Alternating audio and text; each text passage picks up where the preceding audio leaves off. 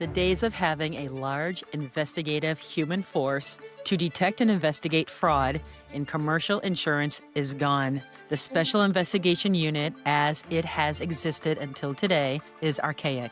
In fact, with dynamic generative machine and deep AI engineering, the need for human fraud detection and investigation is waning down from an entire department of investigators to a minute cell of subject matter experts in specific fraud types. Hi, I'm Tina, a subject matter expert on organized crimes in commercial insurance, fraud syndicates, fraud schemes, fraudcraft, Fraudtech. I'm a tech lover. I love AI. I love data. On later episodes in this podcast, subject matter experts are going to talk AI tech in this industry, problems and solutions. The next generation of fraud detection for the commercial insurance work comp industry is the dynamic and disruptive equation of AI plus data plus subject matter experts. I call this fraud tech. That's it. That's all that's needed. That's your entire team. The most innovative process is proprietary sources and methods in fraudcraft.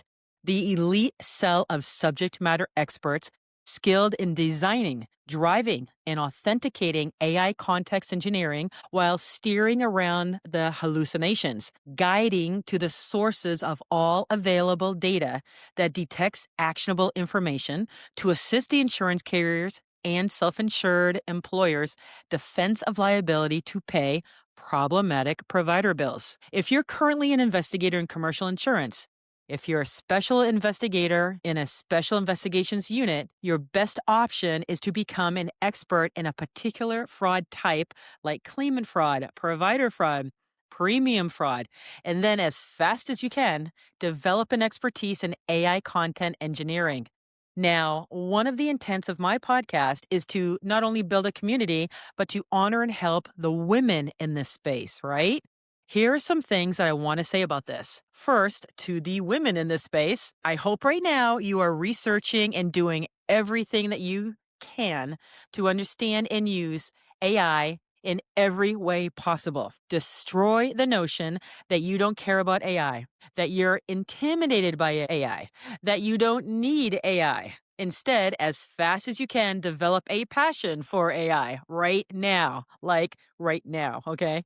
If you're unsure, here's some ways to get started. I recommend you watch that Mel Robbins podcast where she brings on Allie K. Miller as a guest, one of the world's leading AI experts who say that women are adopting AI 25% less than men. A media release last week said that AI will take over about 40% of the workforce in the next 3 years. I actually believe that it will occur in 1 year. The last thing we need right now is for women to fall even further behind in the workplace. I want to see women in this space emerge as AI experts. And if you do as well, and you're an AI expert, come on as a guest and let's discuss. Let's help the women in this industry.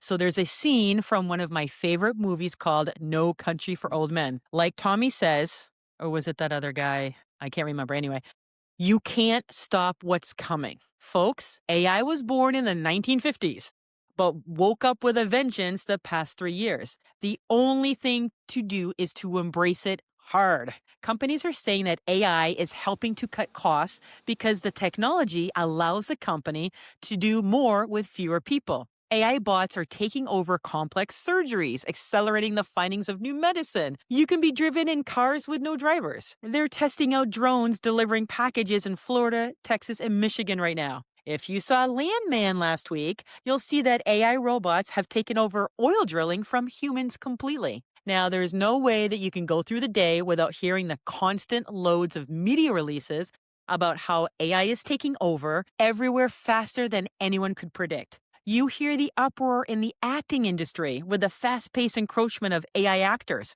They're even talking about how to manage the issue of AI actors receiving acting awards. You watch a movie, and more likely than not, that script was AI generated. The visuals are AI. Almost all the commercials now are AI generated. Every time you search for something on the web, AI is providing you the results. All of your texts and emails are now being scanned and offered narrative by AI.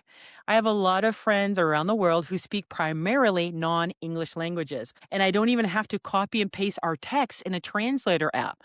My sales texting app automatically translates what we're saying in real time. Really freaking cool. Right now, the media releases show tech leaders saying that AI won't necessarily take your job, but then an equal amount of media releases about 2025's massive layoffs are all pointing to those companies adopting AI.